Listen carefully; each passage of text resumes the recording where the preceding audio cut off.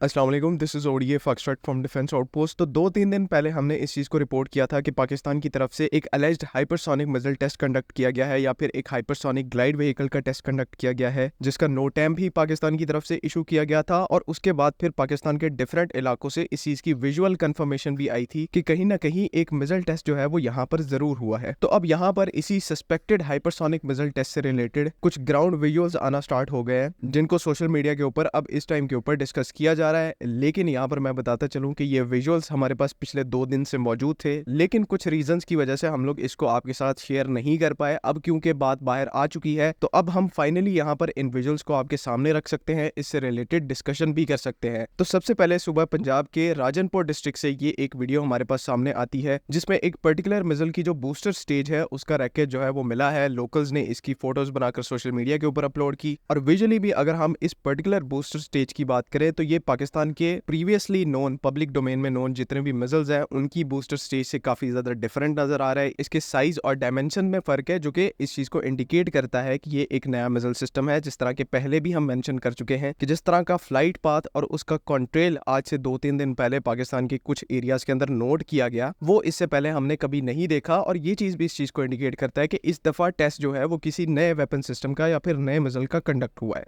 बात करें जो विजुअल एविडेंस इस टाइम के ऊपर हमारे सामने आया है राजनपुर से, तो ये एक डेफिनेटिव प्रूफ नहीं है हमारे पास कि ये किस टाइप का हाइपरसोनिक यहाँ पर पाकिस्तान की तरफ से टेस्ट किया गया है। मतलब कि क्या ये चाइनीज ओरिजिन का हाइपरसोनिक है या फिर पाकिस्तान का एक इंडिजिनसली डेवलप्ड हाइपरसोनिक है। कुछ लोग यहाँ पर इसको Chinese YJ-17 ship based hypersonic से कंपेयर कर रहे हैं, बिकॉज रॉकेट मोटर का जो डिजाइन है वो कहीं ना कहीं इस पर्टिकुलर हाइपरसोनिक के साथ मैच हो रहा है 10-20%। लेकिन यहाँ पर भी 2-3 चीजें हमें दिमाग में रखनी है। पहला तो ये कि जो YJ-17 है पब्लिक डेटा के हिसाब से वो ship based vertical launch system से लॉन्च होने वाला हाइपरसोनिक मिसाइल है, तो पाकिस्तान के लिए ये सेंस जो है वो वैसे ही नहीं बनाता। दूसरा, यहाँ पर किसी भी हाइपरसोनिक मिसाइल के टेस्ट में दो बहुत ही ज्यादा इंपॉर्टेंट कंपोनेंट्स होते हैं। एक तो होता है हाइपरसोनिक ग्लाइड व्हीकल, जिसे HGV कहा जाता है। दूसरा कंपोनेंट जो होता है वो बेसिकली एक बूस्टर स्टेज होती है, जिसे इसे पुश करना होता है ताकि ये अपनी डिजायर्ड स्पीड को अचीव कर सके। और वो जो पर्टिकुलर बूस्टर स्टेज है उसे जनरली किसी भी बैलिस्टिक मिसाइल से बोरो किया जाता है। यानी कि मिसाल के तौर पर चाइना का जो DF-17 हाइपरसोनिक वेपन सिस्टम है, इसमें ये जो DF-17 है ये चाइना की एक बैलिस्टिक मिसाइल की सीरीज है। और इससे पहले भी जो DF-16 है, DF-15 है, ये सारे medium range ballistic missile, short range ballistic missiles हैं जो कि चाइना की सर्विस में अभी भी मौजूद है। लेकिन इसी DF-17 बैलिस्टिक मिसाइल के ऊपर जब आप एक HGV को इंटीग्रेट करते हैं, यानी कि हाइपरसोनिक ग्लाइड व्हीकल को इंटीग्रेट करते हैं, तो इन दो कंपोनेंट्स को मिलाकर कोई भी वेपन सिस्टम असल में एक ट्रू हाइपरसोनिक वेपन सिस्टम बनता है। सेम चीज जो है वो पाकिस्तान के केस में भी वैलिडेट होती है। अगर 4 से 5 दिन पहले जो टेस्ट हुआ है वो हाइपरसोनिक मिसाइल का टेस्ट था, तो पाकिस्तान की तरफ से भी इन दो कंपोनेंट्स को यूटिलाइज करके अपना जो हाइपरसोनिक वेपन है उसको टेस्ट किया गया होगा। और उसमें से जो बूस्टर स्टेज है जो कि बैलिस्टिक मिसाइल वाला कंपोनेंट है, वो इस टाइम के ऊपर उसका एक पार्ट राजनपुर के अंदर स्पॉट हुआ है, जिससे अगेन यहाँ पर आइडिया लगाना बहुत ज्यादा मुश्किल है कि किस कैटेगरी का कौन सा हाइपरसोनिक HGV जो है वो पाकिस्तान की तरफ से टेस्ट किया गया है। क्या वो हमारा अपना इंडिजिनसली डेवलप्ड डिजाइन है या फिर उसको हमने चाइना से TOT के तहत बोरो किया है। ये दो यहाँ पर पॉसिबल केस हो सकते हैं और अभी के लिए इन दोनों केसेस से रिलेटेड जो अनसर्टेनिटी है वो बनी हुई है। राजनपुर के अंदर ये जो एक फिजिकल एविडेंस हमारे सामने आया है, अनफॉर्चुनेटली ये भी किसी तरह से चीजों को सिंप्लीफाई या फिर एक्सप्लेन नहीं कर सकता कि किस टाइप की, किस लेवल की हाइपरसोनिक कैपेबिलिटी पाकिस्तान की तरफ से डेवलप की गई है। ऑब्वियसली अगर यहाँ पर चाइना का इनपुट शामिल है, जो कि डेफिनेटली यहाँ पर मौजूद होगा, तो ये एक्सपेक्ट करना गलत नहीं है कि फाइनली इतने साल के बाद पाकिस्तान एक ट्रू हाइपरसोनिक कैपेबिलिटी डेवलप कर चुका है। एंड इसी कंपोनेंट को अब हमारी जो ARFC है, आर्मी स्ट्रेटेजिक रॉकेट फोर्स, उसके अंदर भी इंटीग्रेट किया जाएगा, जहां पर पहले ही फतह सीरीज के MLRS और क्रूज मिसाइल्स जैसे कंपोनेंट्स मौजूद हैं, जो कि कंबाइंड तौर पर एक सीरियस अट्रिशन आर्सेनल को फॉर्म करते हैं। आई होप कि यहाँ तक चीजें जो है वो क्लियर हैं। हो सकता है फ्यूचर में हमें इससे रिलेटेड कोई थोड़ी और इन्फॉर्मेशन देखने को मिले, जिसके जरिए फिर हम चीजों को और बेटर तरीके से सम अप कर पाएंगे। So let's hope for the best. बाकी अगर इससे रिलेटेड कोई भी कंफ्यूजन है तो काइंडली कमेंट सेक्शन में जरूर पूछें। अगली वीडियो तक के लिए अल्लाह हाफिज़।